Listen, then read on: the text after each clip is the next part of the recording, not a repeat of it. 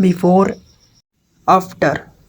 आखिर मैंने इस टाइप से फ़ोटो एडिटिंग कौन से ऐप से किया, कौन से प्रोफाइल में क्या चीज़ सेलेक्ट किया जो कि इस टाइप से मैं फ़ोटो एडिटिंग कर पाया। आप लोगों के मन में भी थोड़ा डाउट होगा कि ये बंदा इस टाइप से फ़ोटो एडिटिंग कैसे किया। अगर आप चैनल पे नए हो तो इस चैनल को जल्दी से सब्सक्राइब करो, वीडियो को ज़्यादा से ज़्यादा शेयर करो, लाइक करो और वीडियो को पूरा लास्ट तक देखो ताकि आपको सारा कुछ समझ में आ जाए कि मैंने कैसे इस तरह से फ़ोटो एडिटिंग किया।